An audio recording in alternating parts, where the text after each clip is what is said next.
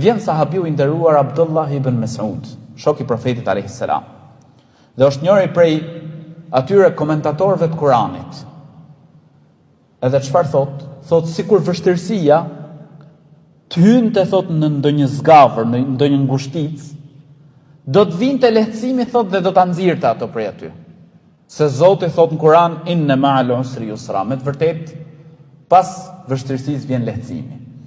Njëherë Ebu Ubejde, shok i profetit alayhis salam, njëri prej sahabëve të zgjedhur, njëri prej të përgëzuarve me xhennet, Ebu Ubejde ibn al-Jarrah, ishte komandanti i përgjithshëm i ushtrisë muslimanëve. Dhe i çon një letër Omerit, Zoti qoftë i kënaqur prej tij, ku i tregon për gjendjen e ushtrisë së armiqve.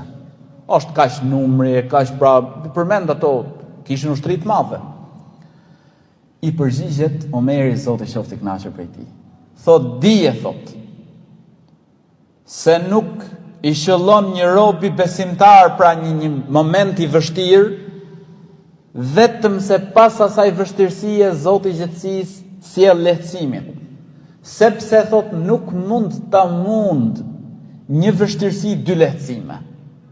Pra një situatë e vështirë që përballesh ti, që ne ndoshta në përditshmëri përballemi me ndonjë situatë vështirë, patjetër, thot Omeri nuk mundet thot ajo vështirësi ti mund dy lehtësime. Pse dy lehtësime?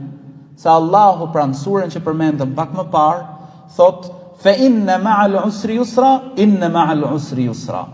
Me të vërtet pas vështirësisë vjen lehtësimi, pas vështirësisë vjen lehtësimi.